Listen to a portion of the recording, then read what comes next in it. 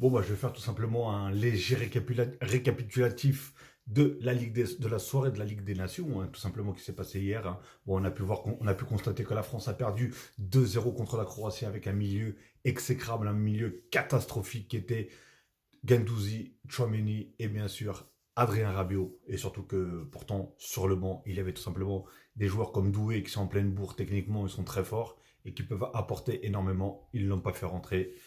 Ils n'ont pas pris, enfin Deschamps n'a pas pris Tolisso, Deschamps n'a pas pris Cherki, Deschamps n'a pas pris Akliouche. Et c'est des joueurs qui auraient pu apporter énormément au milieu de terrain de l'équipe de France. N'oubliez pas que l'équipe de France, il y a quelques années en arrière, c'était Griezmann, Pogba et bien sûr N'Golo Kanté. Et aujourd'hui, c'est Chouameni, c'est Adrien Rabiot.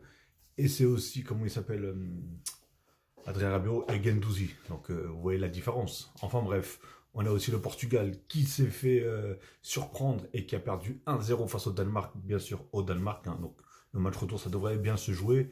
Mais voilà, en tout cas, victoire du Danemark, totalement méritée. C'est bien sur le match que j'ai vu, totalement mérité pour le Danemark. Et en plus d'ailleurs, l'attaquant du Danemark, il a comment ça s'appelle il a fait sa célébration, la même célébration que Cristiano Ronaldo quand il fait su, bah, quand il a marqué tout simplement face au Portugal. Donc c'est encore pire. Pour moi, c'est humiliant limite pour eux. Mais franchement, l'équipe du Portugal, elle patinait, elle ramait. Franchement, il n'y avait aucune intensité, aucun.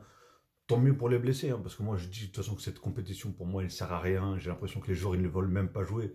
Parce qu'avec l'équipe qu'a le Portugal, réellement, je pense que l'entraîneur, il faudrait qu'il lâche les menottes, hein, parce que j'ai l'impression qu'ils sont menottés les joueurs, hein. Franchement, il n'y a rien. Il n'y a rien, c'est pas fluide, c'est rien. J'ai vu une équipe du Danemark qui, j'aurais bien aimé que le Portugal joue de la même façon que l'équipe du Danemark. Ça bouge dans tous les côtés, ça demande, ça presse, ça des trucs comme ça. Là, rien, c'était le néant total. Bref, après on a l'Allemagne qui a gagné 2-1 face à l'Italie, hein. Très belle prestation, enfin, en tout cas, très bel avantage pour l'Allemagne qui d'ailleurs, le match retour reçoit chez eux. On a l'Espagne qui a fait 2 partout avec la très belle Roja, comme on dit, hein. Ils ont fait 2 partout face aux Pays-Bas. Et surtout, le problème, Koubarsi qui est sorti blessé. J'espère que c'est rien de grave pour lui. Mais voilà, on a la Belgique qui ont perdu 3-1 face à l'Ukraine alors que la Belgique dominait 1-0. But de Lukaku, pour une fois qu'il marque celui-là. Mais l'Ukraine, paf, ils en ont marqué 3 derrière. Et bravo à la Turquie, à mon pote Attic, hein. C'est pour toi ça. Enfin, une bonne passe pour la qualification, en tout cas contre la Hongrie qui ont gagné 3-1 tout simplement.